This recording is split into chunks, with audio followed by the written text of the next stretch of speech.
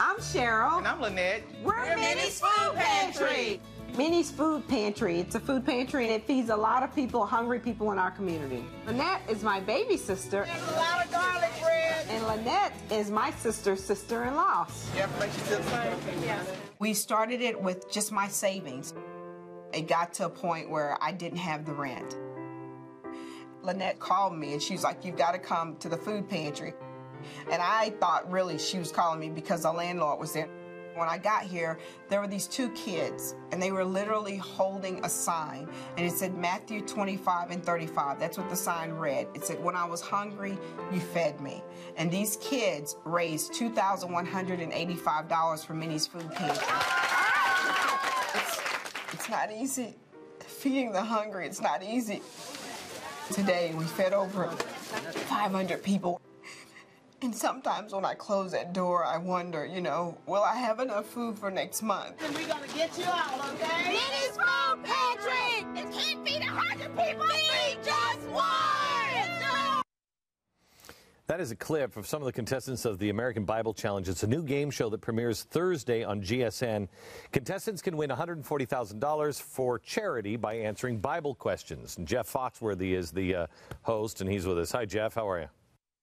I'm great, Glenn. Good to be back. That is an amazing clip, an amazing story there, and and I hope you don't take offense to this, but it's almost the opposite of the game show you were doing, which is, you know, hey, dummy, you can't even answer this, and a fifth grader can. This is really leaves you with a good feeling. You know, when GSN first approached me about this, and, you know, probably because the success of fifth grader, you know, and I enjoyed doing that as a game show host, they said, how you feel about doing something kind of like that about the Bible? And I had to take a step back, and I'm like, okay, is this okay? Is this cool to do this about the Bible? But the thing that sold me on it was nobody on there's playing for themselves. Everybody on there's giving every dime away to love on somebody else, to bless somebody in their community. And in some cases, it's a food pantry. Some cases, it was, you know, a sick child or a place for troubled youth or clean water places. And I thought, you know, how can this be bad? If you're showing people loving on somebody else, if everybody was doing this, what a great place to live America would be. Well, I think, you know, there was a poll out that came out this week that shows that the more religious you are, the more giving you are, the more you share your wealth and don't insist that somebody take the wealth from others and forcibly share it. But you said a minute ago when they first called you, you said, will this be cool? And my first thought was, no. Well, it won't be cool, and I knew immediately when I agreed to do it. You're like, well, I'm going to get beat up a little bit about this, but I will say this, and Christians sometimes we're our own worst enemies in that we get scared of being joyful sometimes, and we get scared to laugh, and you know we almost fall back into that legalistic. You know, I've got to control my actions and be perfect. But I think if God breathed his attributes into us, one of those was joy.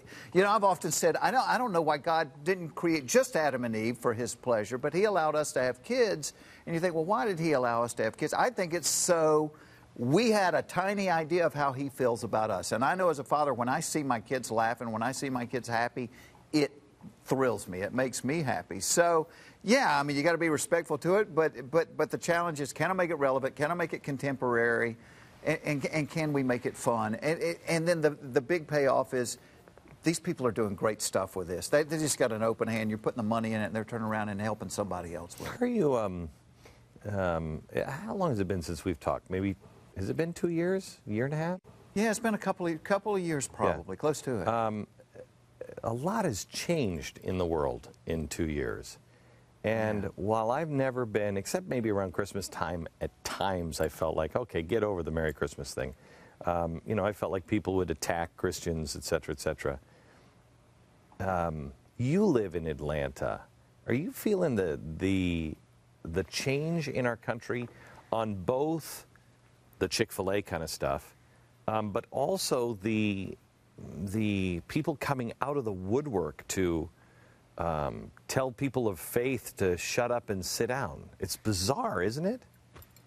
Yeah, I mean, it's kind of like being on the persecuted end. And I think it's probably easier for me in Atlanta, you know, being part of the Bible Belt down there. But, you know, I don't know at what point faith became a bad thing or became something to be ashamed of or not cool, you know, because, I mean, the basic message of faith, I mean, and I say you could preach the prodigal son every week, but it's one son that goes away and does everything bad.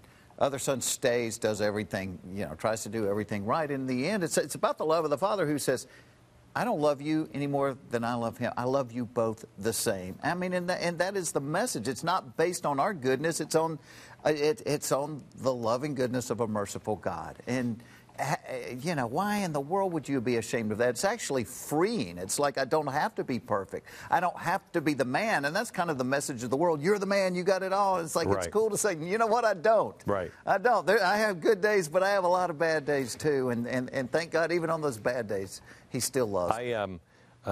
One thing that my wife and I found when we moved down to Texas is people are not afraid to talk about God here, where in New York, you just never would. And she moved down before I got here, and she sent me a picture of a store that said closed on the Sabbath. It had the hours, Monday, Tuesday, Wednesday, Thursday, Friday, Saturday, and then it said closed on the Sabbath.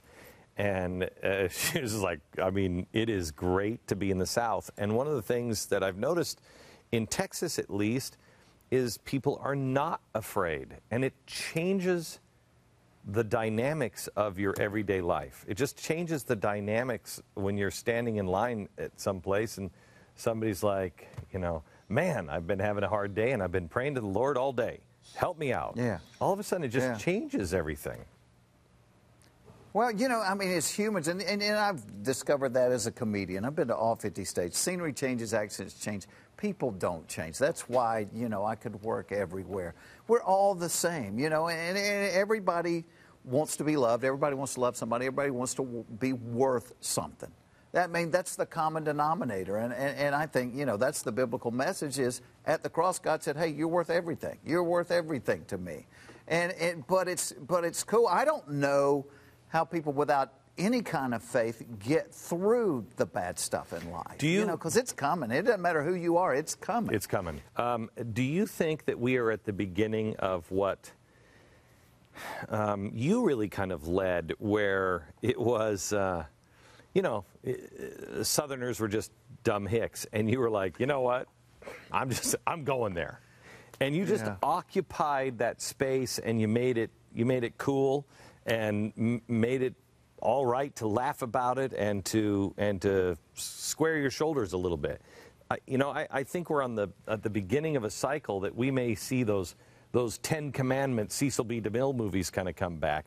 Do you think that that's headed that way? Yeah, you know, I mean, I think it's certainly needed. You know, somebody said, well, hey, you've got a show that's about the Bible that's not on a Christian network. It's on GSN. It's on a regular network. Do you think you're the guy? And I thought, knowing what I know about myself, you would think, surely God could have found somebody else.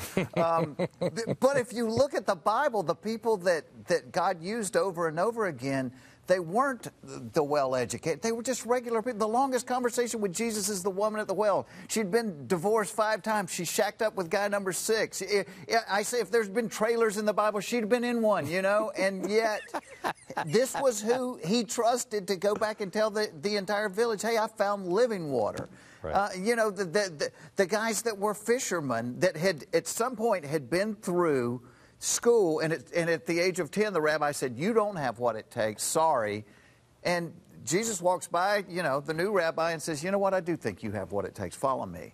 And so that's what God does. He uses ordinary people. And, you know, the message, if you read the Bible, the only people Jesus ever got frustrated with were the Sadducees and the Pharisees who had all this head knowledge, but they didn't have any heart knowledge. And I think that's the cool thing about this show is, yeah, you got to have head knowledge to answer the questions, but you have heart knowledge because you're taking, you know, what you've been blessed with that day and turn around and loving on somebody.